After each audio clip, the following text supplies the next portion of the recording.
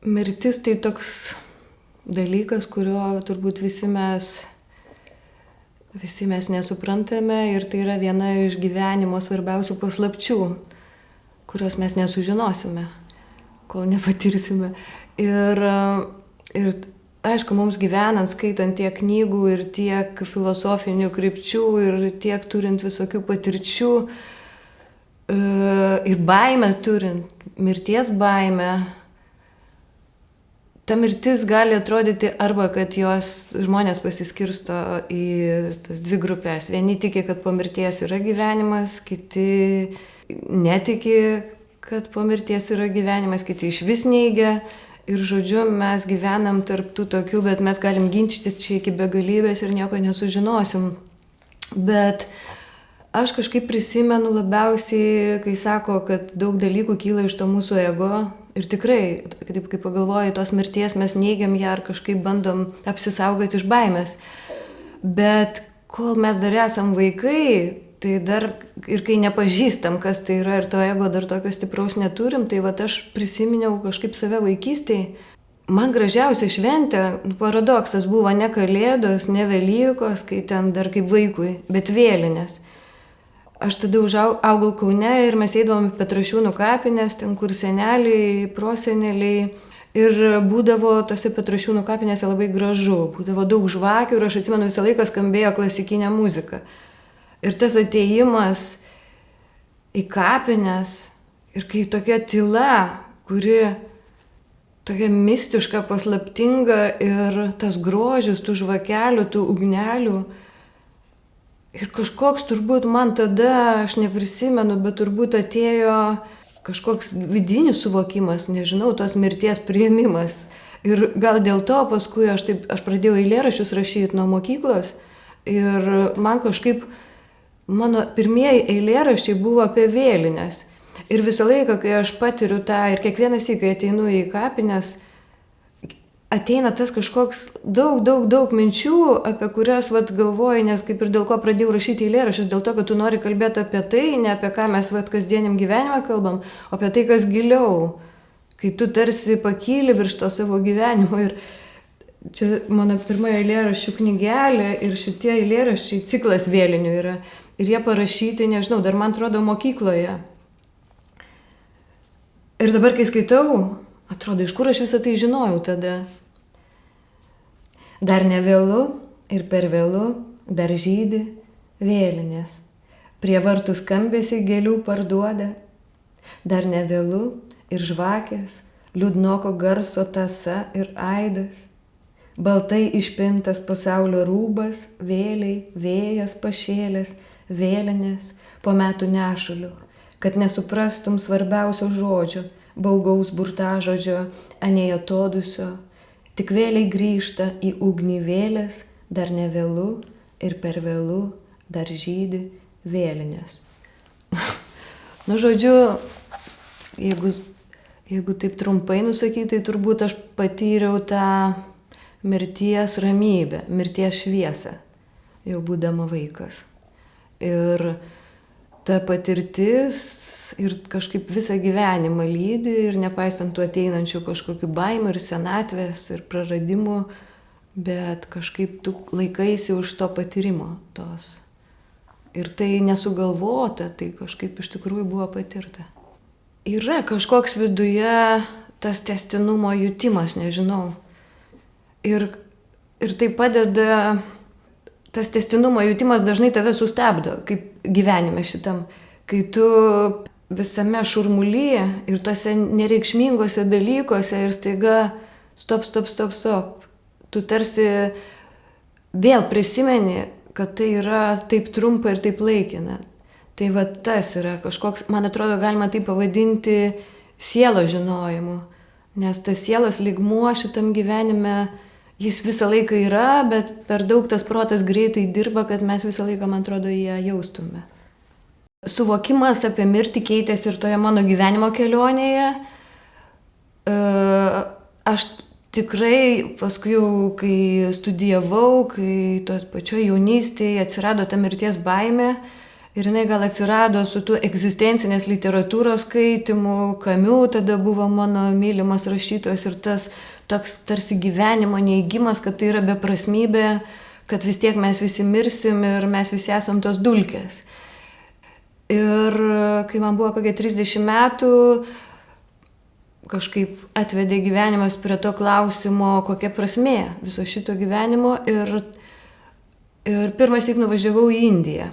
Aš ten, kai atvažiavau, aš pamačiau tą žmonių akise kažkokį džiaugsmą ir visi turbūt, kas nuvažiuoja į rytus, iš pradžių tas pirmas įspūdis, kad ten kažkaip kitaip suvokiama šitas gyvenimas, jo prasmė.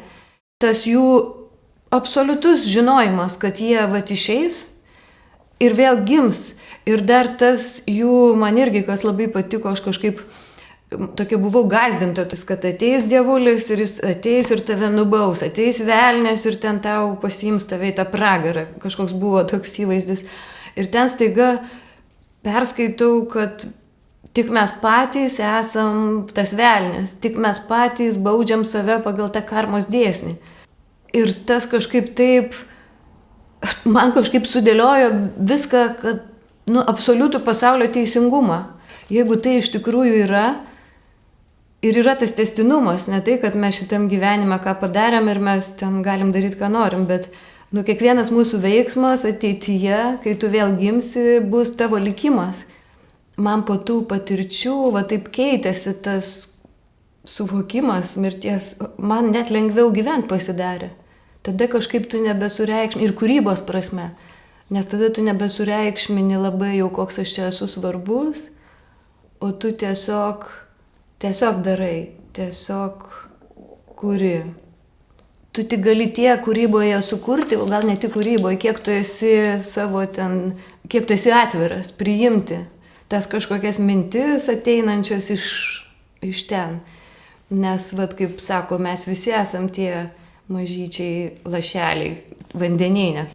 Turbūt tos kūrybos neatskirsi ar literatūra, ar teatras, ir visą tai įtakoja, aišku, ir kūrent spektaklius, kas toks pagrindinis mano darbas kasdienis. Daug monospektaklių, o monospektaklis tai yra žmogaus kažkokios asmenybės gyvenimas. Ir visą laiką tu nenori rašydama tą scenarių ir kurdama spektaklį, jeigu kuri apie visą žmogaus gyvenimą, tai tos mirties temos irgi neišvengi, nes tai susiję su visa asmenybė. Ir visada tas iškyla, kokią metaforą pasirinkti, ar kaip apie tai kalbėti, kaip prisiliesti prie tokių dalykų scenoj, kur yra grubi, materiali. Ir visą laiką pirmas tas noras kažkokio įvaizdžio ateina, kad tai yra kažkoks ėjimas į šviesą. Ir spektakliuose, ir mano tam spektaklį Poetė apie Salomėjos Nėries gyvenimą, ypatingai, kai jos tas gyvenimas, kurio dabar niekas nepamiršta ir vėl visi po 100 metų ten jį visaip narsto ir kalba ir vėl mini visas jos klaidas ir visą tą žmogišką ego, kuris buvo, jos visa kūryba buvo ėjimas į šviesą. Ir net jos yra eilėraštis Vėlinės, labai gražus vėlinių vakaras, žibėjo daug šviesos. Ir taip jau pažįstant dabar tiek metų ją scenoje, vaidinant, interpretuojant tą asmenybę, jo žinant, ir jinai tarsi savo kūrybą veržėsi, jinai norėjo ištrūkti iš to savęs bjaurios, iš to savęs egoistiškos ir darančios klaidas, jinai tarsi pakildavo keliais laipteliais į viršų savo eilėraščiuose. Tarsi jai Dievo duotas čia buvo toks kelias, tiesiog.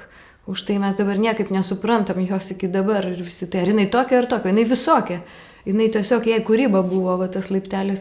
Ir aš atsimenu, ir kai to spektaklio finalą kūrėm, kur jinai išeina, nes mirtis jos finalas, kur jinai išeina. Ir pastatom prožektorių, nes scenui tai labai grubu, prožektorių tiesiog pastatai ir išeini į šviesą. Arba spektaklis Neparašytas laiškas, irgi apie Šatrijos raganos asmenybę, irgi apie visą jos gyvenimą. Ir tą spektaklį baigiu žodžiais ant jos antkapio parašytais, iškaltais jo žodžiais: dulkių pasaulį veikliai tarnauti šviesos pasauliui. Ir tada mes tą metaforą tokią sukūrėme ekrane: daug medžių, miškas ir krinta žiedlapiai, tarsi kažkoks tas šviesos, tos jos, kaip to šviesos rožių metaforos atspindys. Tai vis norisi surasti kažkokią tokią meninę subtilę metaforą, kuri kažkaip netokia grubi kaip tas scena ar žemiškas gyvenimas. Jeigu kalbėti apie tą atsakomybę kūrėjo, aš labai dažnai žiūrėdama spektaklius ir meną vis apie tai pagalvoju. Kažkaip mus mokė, kad labai tu esi atsakingas už tai, ką tu kalbi scenoje ir turi kiekvieną spektaklį žiūrovą išvesti. Turi, jeigu kalbi apie kažkokias temas, tu turi jį išvesti, tu turi jį išvesti iš tamsos. Nes jeigu tu neišvedi, nes kaip sakė dėstytojas mano, tai tu tiesiog daugini destrukciją. Neišvestas, tai jis tiesiog lieka tam savo vidiniam chaose, o į teatrą vis tik tai žmogus turi ateiti kaip į bažnyčią. Nežinau, čia mano toks tikslas. Ir kai parašo žmonės laiškelį po spektaklio, man pasidaro ramu. Ačiū, kad man ramu. Tai man atrodo, tai yra svarbiausia. Ta ramybė, aišku, tu gali parodyti visą tą destrukciją. Spektaklio metu tu gali, bet finale tu vis tik tai turi kažkokiu būdu netiesiogiai atvesti tą ramybę. Nes man atrodo, čia labai geras palyginimas. Vis tik tai menininkas tai yra kaip chirurgas, tik tai jis liečiasi ne prie fizinių organų, jis liečiasi prie sielos. Ir jeigu tu tą sielą sužeisi, prisiliesi prie jos ir neužsiūsi to žaizdos, tai tada tas menas, man atrodo, labai turi neigiamą prasmę tada. Į gyvenimą šitą mes galim žvelgti ir kaip menininkas aš, ir kaip žmogus iš dviejų pozicijų. Gerai sako, kad net į kažkokias tokias istorinius įvykius, kurie liečia ne vieną žmogų, visą ten visuomenės kažkokią dalį, tu gali žvelgti tik praėjus laikui. Turi būti kažkoks atstumas. Ir jeigu tu žvelgi iš to taško, kai tu esi be atstumo, pavyzdžiui, ir į savo skausmą, ir į tą kažkokį destrukciją, tai tada, man atrodo, tu ir lieki tame lygmenyje. Lygmenyje, kuris negali pažvelgti į tą destrukciją iš truputį aukščiau, atsiribojęs. O tikras menas, man atrodo, ir gera poezija, ir dailė, ir literatūra, teatras, visas menas, tikras yra tada, kai tu žvelgi į visą tai jau iš tos, negaliu sakyti Dievo pozicijos, bet iš kažkokios savo sielos, kuri yra truputį aukščiau už tai. Ir aš vis pagalvoju apie tai, žiūrėdama į tą meną, kuris išlieka. Tai pagalvoju, išlieka tik harmonijos, sklidinas menas, kaip įdomu. Kodėl išliko tik tokia muzika, tokie paveikslai, kurie harmoningi? O visas tas balastas kažkaip nueina į tas dulkes, į dulkių pasaulį. Ir kai žiūri tą meną, kuris išliko, vakar Čiurlionio parodoj buvau, tai vėl tas pats atsakymas, kaip harmoninga, kaip žmogus mąstė kažkokiom filosofiniam kategorijom ir tai skleidžia, taip žiūri tą paveikslą ir vėl ramu pasidaro. Tai vėl toks atsakymas vakar atėjo, vėl turbūt išlieka tik tai. Toks. O jeigu kalbant apie teatrą, tai jis iš šios akimirkos menas, tai jisai neišlieka. Tai tik tai vis galvoja, kokia ta teatro prasmė. Nes kažkas viduje irgi man taip, gal ir ne vienas žmogus pasakęs, bet gal rašyk literatūrą, nes tai ilgiau išlieka, o vis tiek mano kažkoks, jaučiu, kad noriu kur teatrą, kuris neišlieka. Ir tada kažkoks ateina atsakymas, kokia prasmė, tik šios akimirkos prasmė. Ir vėlgi ta prasmė, tik tiek, kiek tu perdavai tiem žiūrovam tos ramybės ir šviesos. O paskui jie perduos kažkokiam kitom formom, kažkam kitam ir savo vaikam ir savo artimiem. Menas tai būdas kalbėti apie vertybės. Ir pirmiausia, tas vertybės ir man pačiai savo kažkaip turi atsirinkti savyje. Ir man pačiai menas, kurį ten spektaklį rašai, jis ir padeda atsirinkti savyje, nes tu turi išgryninti, kas svarbiausia. Ir dabar pačiam savo pirmiausia. Nes jeigu tu prisiminiau dabar, viena kritikė rašė recenziją apie spektaklį, ten kažkurį, jauna kritikė, ir jinai parašė, Nu, tas solo teatras, tai jau ten viskas aišku, ten jau tokios stabilios vertybės, o mums reikia ieškoti, aš taip palauk, stabilios vertybės tai yra neigiamybė. Jeigu tai yra vertybė, kaip jinai, ta prasme, kaip jinai gali keistis, jeigu tai jau tavo susiformavusi vertybė. Ir pagalvojau, bet kaip tik, pavyzdžiui, aš einu kažkokį žiūrėti meno, žinodama to menininko vertybės ir tai mane įkvepia, ar ne? Vertybė su laiku keičiasi. Aš dabar jau pradedu pajust, kad kažkiek su kiekviena karta tos vertybės į vieną arba į kitą pusę svyruoja. Ir dabar jau matyti, kaip išsigimsta, pavyzdžiui, laisvės vertybė, kai mums laisvė asocijavosi su ta kažkokia atsakomybė ir mums tai buvo, dar kai aš mokykloje užaugau prie tos sovietinės okupacijos, kaip tai buvo kažkoks stebuklas. Ir dabar, kai jau laisvė tampa nebe toks stebuklas, kaip jinai gali virsti destrukciją, jeigu kalbėtų apie tą pačią destrukciją, jeigu jinai netenka tos atsakomybės. Ir tada matai, kaip ta laisvė atsakomybė susiję, kaip laisvė ir pagarba susiję. Ir kažkokios yra dar ta vertybė ir jų tokia gradacija negali būti. Ir tai kažkaip menas man padeda laikytis tų savo vertybių ir padeda jas pačiai už jų laikytis ir kartu tu jas perduodi kitiems. Man gyvenimo prasmė, nežinau, buvo kūryba ir yra. Taip kažkaip Dievas mane į tai atvedė, kažkaip man net klausimo nebuvo, ką rinktis.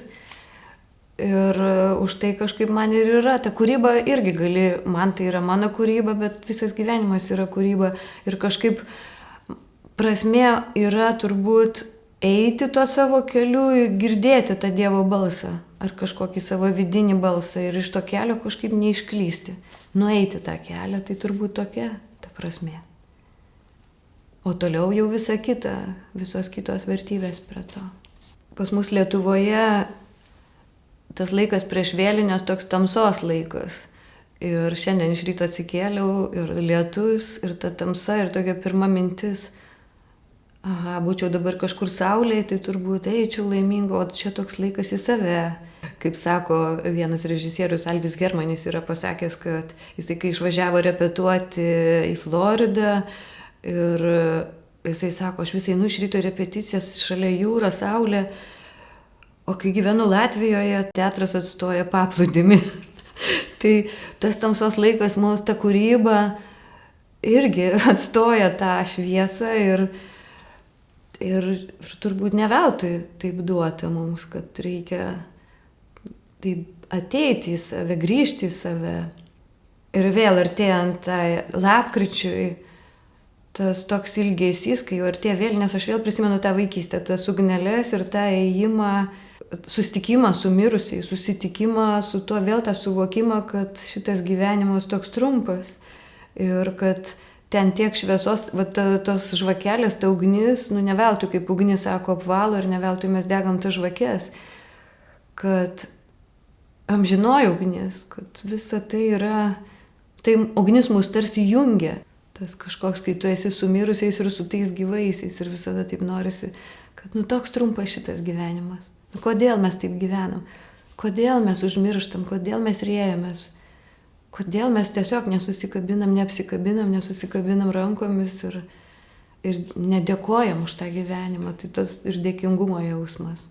Tai ir noriu to palinkėti, kad kiek mes ten besirėtum ir būtume skirtingi, kokie esam, bet mes esam visi. Ypač šiandien tai svarbu, ypač dabar, kai toks yra ta vertybių griūtis pasaulyje visam, kad mes laikytumėmės už rankų ir suvoktume, kaip trapu viskas, bet ir amžina.